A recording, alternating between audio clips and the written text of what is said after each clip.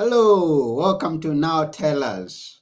Yes, we're gonna hear stories because this is what Now Tell Us is about. And we are happy that we are having a guest with us who is gonna tell us the stories. But before then, would like to remind you that please share this with anybody who's out there. And we are welcoming comments as we proceed, and even after we've shared it on our website or on the other platforms. Please comment, ask questions so that you uh, are with us and you keep this conversation going. And I won't take much more time because we are eager to hear some stories. I'm going to introduce our guest today to the show, who is none other than Rich Elderton. Welcome. Hi, Anthony. Thanks for having me on. Delighted to be here. Yes, we are also delighted to have you on our show. And we believe that you've got some great stories for us. And something that is going to be touching on dealing with a change. Now, it's not such an easy thing for many people to deal with change. So we are going to hear it right from you. But before we go into that, we'd like to know a bit about yourself. Where are you from? Where have you grown up? Something of that nature. Go ahead. Sure. Sure. Well, I'm from actually where I'm talking to you from. I've come full circle. I've come back to where I grew up, which is Cambridge, England. So yeah, I when I went off to university, I didn't come back here until about 4 years ago, and I've been on a bit of a world tour ever since. I've had jobs that have taken me all over the world. I spent a few years living in Sweden. I spent 9 years living in New Zealand. Came back about 4 years ago, and during that time, I've really kind of climbed the standard corporate ladder. I started off packing strepsils on the night shift in a factory in Nottingham, and I ended up running $1 billion global supply chain. And I've ended up sitting on the board of a listed company and doing lots of other exciting things too. So it's been quite a journey. And when I talk to people about change, I certainly think that my life has been filled with a reasonable amount of change itself. Mm. Yeah, I can understand that. Taking from the fact that I have come from one country and gone into another country. Now, I come from Kenya, where we grow speaking our mother tongue and national language. No, those are three languages, and English, that is. And then I move into a country where the basic language used is Greek. And you don't know anybody, and you've just got to adapt to that. So I understand when you say that you've had to deal moving from one country to another country. That's quite a Yeah, you've played it a little bit tougher than I have because, of course, wherever I go in the world, most people speak English, and the Swedes, there's really no point in learning English in Sweden because they're all such good speakers of English. And then, of course, to New Zealand, where it is the first national language. Not Mhm. everybody wishes it was, but that is the case. So yeah, you anybody who has to move country and learn a new language, I take my hat off to them. Mm. But what I want to guess is that apart from the language, there are other things that you've got to adapt to. I mean, like the culture, it's different from England to Sweden to any other country that you've been there. Am I wrong? No, absolutely not. One of the biggest things that I realized when I went to Sweden, and something that was actually very good for me, although I didn't really feel like it at the time, was that the Swedes are very socialist in their thinking, in their politics, in their way of living, and they have a highly collaborative way of working, which sounds great, but it takes forever to my English culture mind to make a decision. Everybody needs to be consulted, and I was much more, a kind of let's just get on and get this done kind of, and we'll figure it out along the way. Mm-hmm. And people can either get on the bus or get off it, and let's go. That was my thinking, but. So I found dealing with the Swedes in the beginning, it was like wading through treacle, but actually the secret that they have, and which is why they've got so many large global corporate companies, they punch well above their weight for a country of only 8-9 million people, Mm-hmm. is that once everybody's on board with that decision, the decision implementation happens much more quickly than it would, say, here in the UK. Mm-hmm. And that was something that I really learned and valued.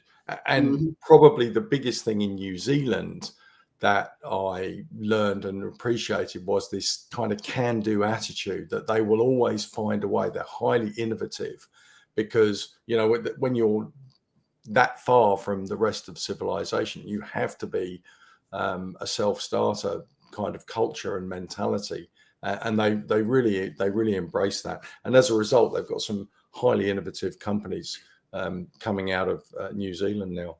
Mm.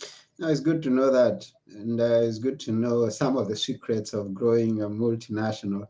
Uh, we can learn it from there. So, how challenging was it climbing the ladder of the corporate in the different areas that you've been to? Yeah, it was pretty challenging for me. You need a certain level of diplomacy skills to make it in big business, and that's been my natural habitat for most of my life. And I haven't always had the best diplomacy skills. I'm much more interested in getting the job done. And I've definitely had a few edges rounded off me on my journey. But I think the thing that's made my life interesting, but also a little bit more difficult as well, is that I have moved around. So within the corporate structure, I have moved from manufacturing to purchasing to supply chain to sales and marketing. I've lived in most of the departments of an organization. I haven't worked in finance or human resources, but of course, when you make it to CEO, you end up dealing a lot with both of those, probably more than others. Mhm. So yeah, the challenge has been, and the enjoyment has been, reinventing myself along the way. Mm. And I want to believe it's also good, apart from the change that many people are afraid because we don't know what is there tomorrow. It's also good to have the experiences despite the challenges of dealing with change. Yeah, I think I'm quite lucky. I feel lucky that I have seen change from a lot of angles. I've been in the start of my career, I was really just a pawn in the game, and I was subject to change programs. Be that a new IT system or an organization restructure, and I was pretty powerless in some of those situations, as many people are today. And then as I rose, I became a project manager and a change manager, and then a sponsor of change. Once I was holding budgets that needed to get stuff done. So I have seen change from an awful lot of angles, and that does give me a lot more empathy than I think I would otherwise have had. Than some people think they're good at change, when what they actually are is good at inflicting it on other people. Hmm. It's quite different to be faced with change that you don't want, and isn't going to be terribly helpful you to, and then still to be able to respond to that in a positive way, which is really the heart and essence of adaptability. Mm. Mm, that's good. So now I would like us to know. So please tell us what brought you back home, and are you there to stay? I am here to stay now. I've still got clients in New Zealand, and I figure if I can if I can look after them, including some physical travel, which I was doing just before lockdown happened. If I can look after them from here, then I can look after anybody from anywhere. So I don't need to move. I'm between Cambridge and London, two very good centres for the kind of work that I do. So there's lots of local opportunity, but also the opportunity to go further afield. And as I kind of said at the beginning, I come back here for my roots. This is where my family is, and I'm very lucky that both my parents are still here, and it's good to be just a mile down the road from them now, rather than 12,000 miles Mm, as it was when we were in New Zealand. yeah, and it's always beautiful to be around our loved ones, our parents, our children. So when we have the opportunity, we take it. Now, this thing that happened, and it's good to be close, have that opportunity, but it wasn't so for the last 2 years. Coming back home and staying back home was not an opportunity. I mean, although I've seen several people come out with some positive stories from the pandemic, but coming back home and being around people all the day that will have to work from home every single day, morning and night, was a challenge to some people. Hmm. Yeah, it was, and of course, a lot of people have been through a lot of change that they never expected to. It was unwanted, unavoidable change. So Hmm. one of the questions that I've been asked, really interesting question, is: does this mean that we're all highly adaptable because we all somehow, well, most of us, some of us had obviously physical health problems. Um, some people suffered some mental health issues through COVID, and it's good that there's been a lot of high level discussion, highlighted discussion about that. Hmm. But most people, in my experience, seem to have kind of got through COVID, and we're all delighted that the worst seems to be over. Certainly here in the UK. So the question then gets put to me: does this mean, Rich, that we're all then adaptable because we all adapted? And the answer to that is unfortunately not. Because for me, there is a big difference between resilience and adaptability. And it isn't just semantics. This isn't just an academic exercise in use of the language. Hmm. Resilience is defined as the ability to bounce back, to retake shape, having been deformed. That's what it says in the dictionary. So resilience is what a palm tree does in a hurricane. It bends, and we all bent, and we all stayed indoors when we had to, and we all complied as we had to. Well, some of us did. Um, and when the change was over, the need for lockdown in this case, then we all just very willingly and quickly went back to the way that we were, and we were all delighted that suddenly we could, for those people like me who wear glasses, we didn't have to wear a mask that fogged up your glasses every time. Hmm. There's a big difference, though, between being resilient and being adaptable, because being resilient is being able to withstand adversity. It doesn't mean that you actually want to change. It means that you can just kind of cope and hold out until you can go back to the way things were. There's Hmm. no permanent change in your situation necessarily. Hmm. Whereas, so if resilience is defined as the ability to bounce back, then adaptability is all about having the ability to bounce higher. And by that I mean people who have an adaptable mind can see even negative change as the opportunity to make a positive difference. So those Hmm. people who have taken COVID-19 and all the lockdown that's happened, and their businesses have thrived, and they've been able to set up, or they've set up an online presence that they never thought that they would have to the ability or drive to do, and their businesses or their lives are now in better shape than they were before COVID hit. Those people to me are truly demonstrating adaptability. Oh, that's a good viewpoint to see it from. And before we go ahead, I would like us to move slightly behind because we have a question from one of our viewers who is known as Sure. Victoria Atieno. And this, you could link this to the story you are sharing about you in business. What is, or in the corporate radar, what are the basic challenges in business when money is involved? That's what Victoria is asking. Uh, Okay. mhm. Um, and there's no more context to what Victoria means by that. I want to guess that she is relating on the issue of uh, embracing change or dealing with change when there's money involved and the challenges. I don't know. That's the only. Well, uh, okay, so I can only guess here that when we're talking about when you have to spend money in order to change, is that right?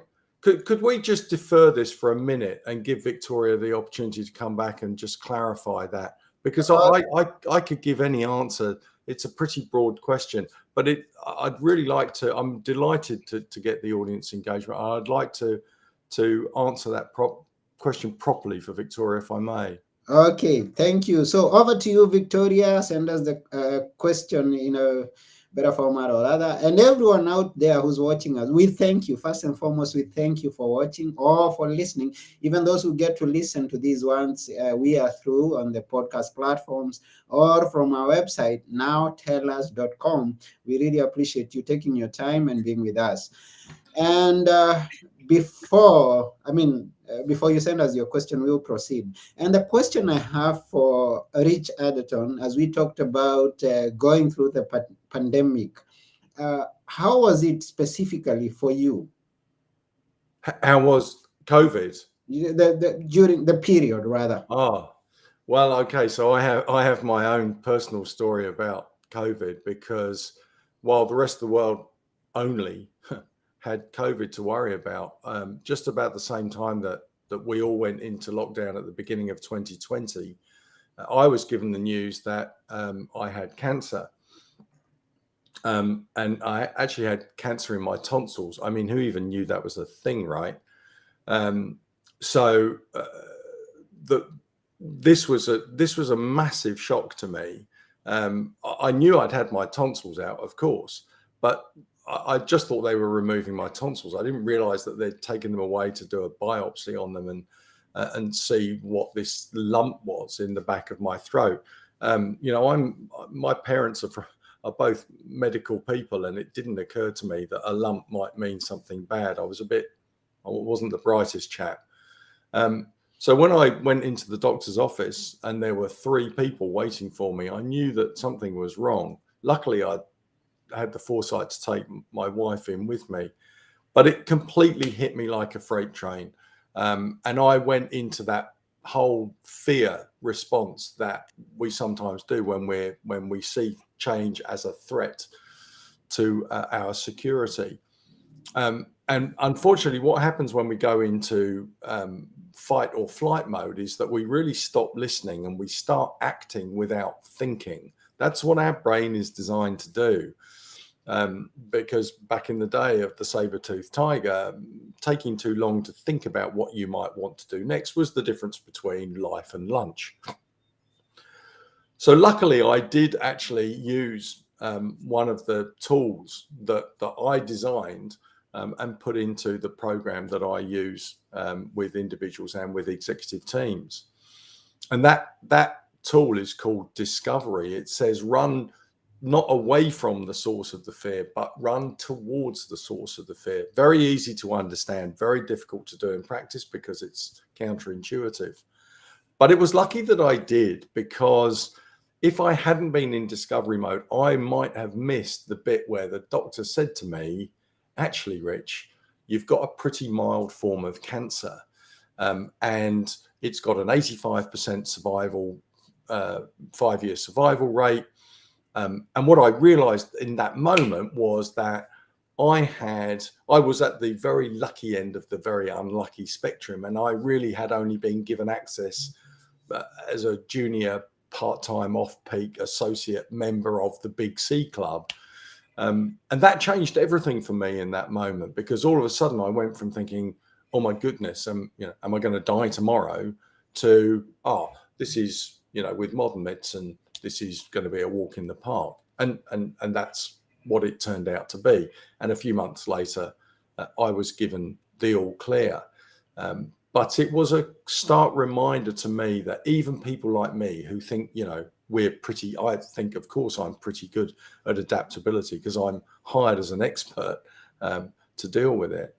But even when there is some stuff out there that you just cannot see coming, and adaptability isn't about being able to see the future. I can't do that any better than anybody else. It's about being able to deal with whatever comes. So there's me thinking, whoa, I've got through cancer. Life is good. And that's the way it was for about 6 weeks until I started running, because I couldn't do team sports anymore because of COVID. That was all shut down. So I started running, and I realized that the more I ran, the less I could run, which even at my age, that's odd. And I started feeling this kind of pain on my chest. And I thought, uh-oh, something's not right here. But it took a long time in COVID times, of course, to see a doctor. And I wasn't sure whether I had anything to worry about. So, of course, being a good human being, I defaulted to worrying about it. And the only thing that kind of kept me sane was, again, one of these tools that I teach and I know the theory of, but I'd never really used it too much on myself. And that is informal mindfulness, that whole living in the moment mentality, because anxiety is all about what might go wrong for you in the future when your mind starts spinning its wheels, going nowhere fast. Fear is all about what happens to you in a clear and present danger. Anxiety is about your thoughts about a negative future picture that you paint for yourself. And mindfulness, of course, is the opposite. Mindfulness is all about living in the moment. And of course, therefore, the more that you can live in the moment, the less anxious that it's possible to be. So I had weeks of having to every day think about what was going on in my life right here, right now, rather than worrying about bad news that I might be getting in the future. So that when I did eventually get the news, and the news was as bad as it could have been, it wasn't just, Rich, you've got angina, which is what we thought might be the case. And you're a pretty young, fit man to be having angina, although I'm neither young and fit. We'd just be able to put a couple of stents in. That's what the surgeon was expecting to be able to tell me. But on an analysis and looking at the videos, he said, you've got too many blockages. We're going to have to do a triple bypass. What is angina? Sorry? What is angina? Angina is basically where the arteries around the heart are getting so clogged up that there's increased blood pressure and a lack of blood supply to the muscles of the heart. So that can actually end up in being a heart attack. But it's kind of an early stage, early warning version of a heart attack. So I was very lucky. I didn't get to that point at all. I did have a triple bypass about this time last year. My heart wasn't damaged. I'm all good to go. And I'm in better health than I was before COVID struck. But both of those events were really, really close to home reminders to me that we all need to be on our toes. We all need to be highly adaptable, because anything can happen at any time, and it probably will. That's a challenge. That's such an experience. And we experienced many people during COVID who got to lose their loved ones. Maybe some close friends may have gone. And it's one story. It's one thing, rather, to hear a story from a friend or from a friend's friend.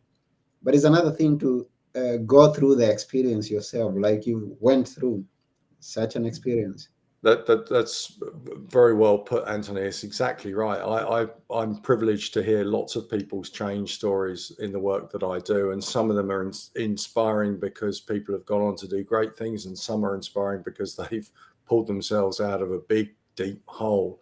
But when it happens to you, yeah, it's something else. Oh, okay. And as you've been going through now, you're back to your, okay, whatever you're doing from your house, I mean, your job, and helping other people. How did you I mean, what exactly, in what ways do you help them? I mean, in the subject that we are dealing with. Yeah, okay. So the main thrust of my work is was it within the business community. So I tend to help executive teams. I tend to work from the top down because what we're talking about here is behavioral change. What I do is different from traditional change management, which some of your listeners may be familiar with, which is a way of helping people get through projects. So if you're doing a new IT implementation, for example, you'll have a project manager who will run all of the hard stuff there, the deliverables, the milestones, and look after the budget. And then there'll be a change manager who will be looking after the soft side, the people side, giving them all the communications that they need, doing an impact analysis, that kind of stuff to help them get from A to B. The trouble is that none of that necessarily makes people more adaptable. What it does is it changes what people do. It doesn't change their relationship with change. And Mm-hmm. sometimes if a project doesn't go well, people may hate change even more than they did at the beginning of the project. So I tend to work with executive teams, leaders. I also do work with individuals, and I do individual exec level coaching to help people become more adaptable using this roadmap that I've created. So Mm-hmm. we define adaptability as a form of intelligence. It is something that can be learned. Most people think that their level of adaptability is fixed in stone because they can't remember the last time that they became more adaptable, or that the last time they loved change any more than they did. But the truth is that, like anything else in life, like maths or music or martial arts, adaptability is something that can be learned. And the definition of intelligence is the ability to acquire and apply knowledge. So, absolutely, adaptability intelligence is the way that we should be thinking about learning this key life skill. You know, if we think and if we believe that the world is only going to become more volatile, uncertain, and ambiguous and complex, then adaptability is a skill that we all have to become better at. And the good news is that there is absolutely a way that we can do that. And we define adaptability intelligence on a scale, on a spectrum that ranges from the fear of change, which is what I had when I was diagnosed with cancer, Mm-hmm. right through to the freedom to change, where we can see change, as I said, even negative change, as the chance to make a positive difference. But more than that, it's a chance for us to explore the limits of what we are capable of doing. You cannot do that when you are sitting at home or you're sitting in your office doing exactly the same as you did yesterday. It's Mm-hmm. not a test. It's not a challenge. You're not going to learn anything about yourself. The only time you're ever going to do that is when you embrace change. So Mm. you really have to ask yourself the question, why is it that I'm here? It's a real existential question of what's the point of me being here? Am I going to sit it out until I can get my pension? Mm-hmm. Trying to get away with doing just the same as I did yesterday, tomorrow, until I can retire? Mm-hmm. Or is it that we're here to make a difference? And then more than that, to make all the difference that it's possible for us to make. And in so doing, us growing ourselves as individuals. Mm. That's the journey that I take people on, and although it seems like there's a massive difference between a mindset that is fearful of change and a mindset that sees it as an opportunity for freedom, then that journey is actually linked by a whole bunch of very simple, positive, logical steps that will Mm. take you on that road towards mastering adaptability. Wonderful, wonderful, and thank you. Up to this point, I've got two ways of dealing with the change, as you mentioned. That's running towards fear, and some of us may need coaching on that because it's not as easy as sounds. And then the second one is mindfulness, which is living in the moment. Are there other ones, other titles, other topics, other terms that we can apply to this? Are there other? Sorry, I missed that. Yeah, in addition to running towards your fear in the way of dealing with the change or living in the moment, is there another thing added to that? Yeah. So if we, so, okay, so let's go right to the top of the pile. If we go right to the top of uh, the adaptability intelligence spectrum and talk about freedom, what is it that we? So I've given you two antidotes against the reasons that we resist change. One of the reasons, one of the stimulants that boost the reasons to love change within freedom is trust. So what happens is, and I'm delighted that there's so much talk these days about trust and how important it's becoming recognized as being, right? So what's happening if when you resist change, you lock yourself inside your comfort zone, right? Mm-hmm. So what goes on in your mind is I don't think I can, right? So I don't think I'll try.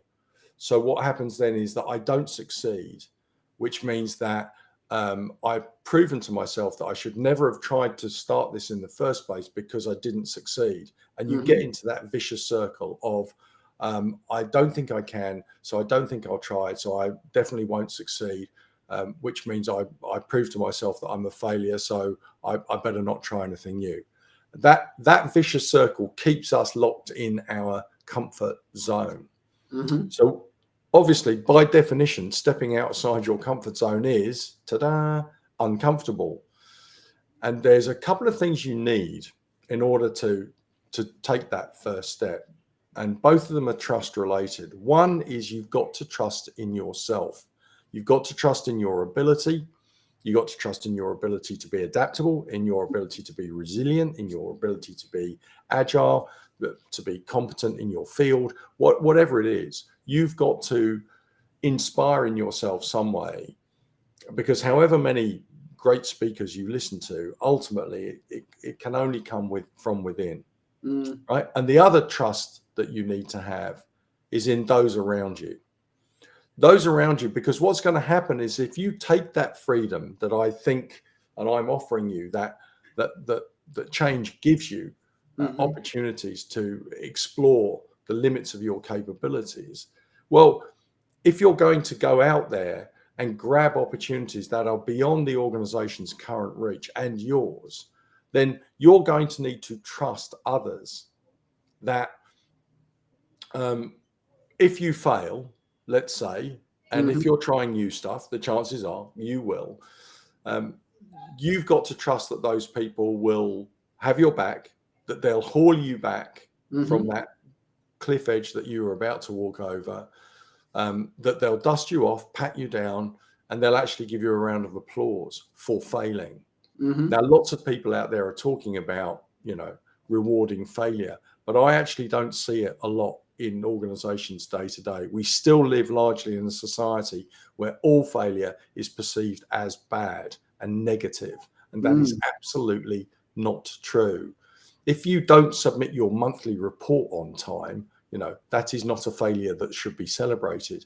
But if Mm-hmm. you are trying to do something innovative and new and create technology that hasn't yet been created and you fail, which you probably will, then you should be rewarded for that. And you need to have trust in the people around you that that's the environment that you're going to come out of your comfort zone into some kind of psychological safety zone Mm-hmm. where you can take risks, but people will be looking after you and have your back. Mm. Okay. At this point, there's a question I want to ask. We've addressed dealing with change, change of failure, and change of experiencing some negative effect around you and on you, like the example of being told that you're suffering from a certain disease. But I also have met people who have been having a challenge with success. I mean, You have to deal, you get or come across an opportunity and you are not able to deal with that. That's a change also. Do you deal with that kind of perspective also? It's exactly the same. It's Oh. exactly the same principles. Why is it that your brain is saying that this success, this potential for success, I've got this opportunity in front of me. It's going to make me a hero. It's going to let me fulfill my purpose. It's going to make me $1 million, whatever it is. But I'm not going to take it. And the reason that people don't take that is for exactly the same reasons, that they see it as a threat. They see it as an opportunity to fail. There's a theory in psychology called loss aversion, which is that we are much more focused on losing things rather than we are focused on gaining them. So even if there's a 50-50 or even better odds of winning Mm-hmm. than there is of losing, letting go of what we've already got, however good or bad or worse than the future it might be, we are animals of security, and we don't like to let go of what we've got. And that success can be interpreted by some people as every bit as much a threat as an actual negative threat. Mm. And then this conversation, we need to segue into things like imposter syndrome, where um, people don't believe that they are good enough to be doing what they should be doing. And they're, some of the world's most successful people who have got a huge, long track record of success still consider themselves to be imposters, that they shouldn't get all the rewards and adulation and praise that they currently enjoy because they don't think they deserve it. Mm-hmm. And that all stems back to self-confidence and maybe the anxiety that they think that they're going to be found out and that the whole thing will fail. And again, in their minds, they're projecting this negative image from Mm-hmm. what is a very successful present tense, that it could all crumble about their ears, and that's what they're worrying about. Mm. Okay, that's a good point there. So at this point, we have Victoria back and maybe some other people there. And Victoria has a big comment, or commented several things, but I'm going to focus on point number 3, where she's asked, I lost trust with people who failed me once in business. How will I trust again? And more challenging to her is that she's working from a distance.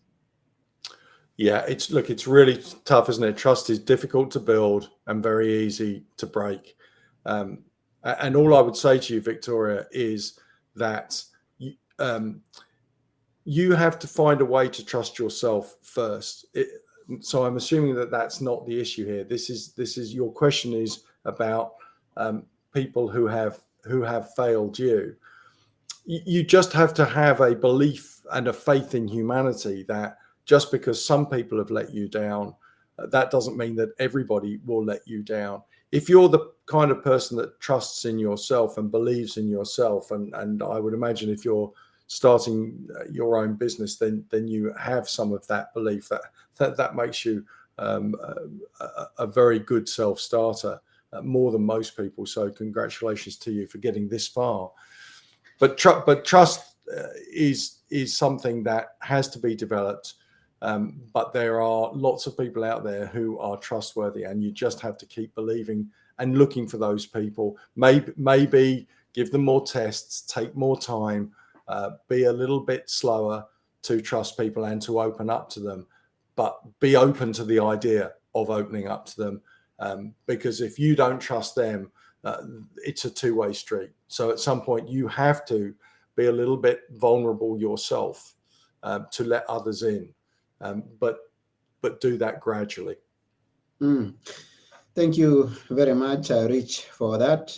And to those who are coming right now, we are with Rich Elderton, and we are dealing with change and specifically adaptability, the topic of adaptability. So we thank you joining us. And we are just about to end the program, but before then, is there something that we may have left out that you'd like us to mention before the program is over? No, I really want to reiterate the point that adaptability is, to me, the reason I do this is because I think it is arguably the most important life skill that we can learn. Because if you have whatever other life skill you have, whether that's technical, whether it's a soft skill, a leadership skill, people skill, or you're the most brilliant engineer, if you can only deploy those skills in a steady state environment, and if when the seas get stormy, you go overboard, then you are not going to be any use to you or anybody around you. Adaptability unlocks your ability to use all your other skills in a world of change. And all of us now are living in a world of more and more change. And it's only going to get more and more. So the skill is only going to become more and more important. It is the only skill that you can learn, arguably, that is future-proofed against whatever happens next.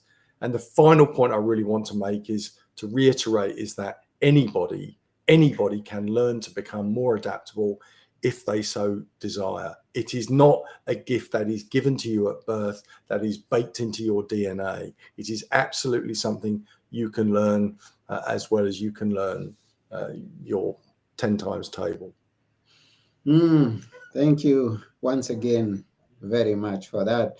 So to all out there, please know this, that change is gonna come. Now you don't have to do you don't have to make it. I mean, it's gonna find you. Whichever way change is gonna happen. But how are you going to adapt to it? So your adaptability is gonna mean everything to you and to the world at large.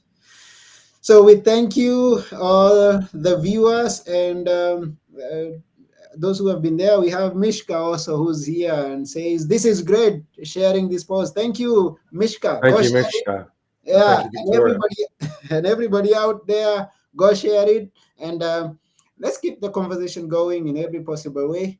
And at this point, we are ending the program, and we thank you, really thank you, Rich, for taking your time and sharing with us this. Uh, it's been a pleasure. Thanks, Anthony, for having me on.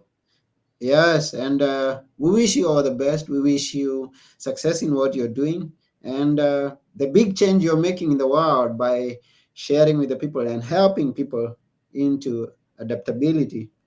You're a great force in this generation. Thank you, Thanks. and bye for now.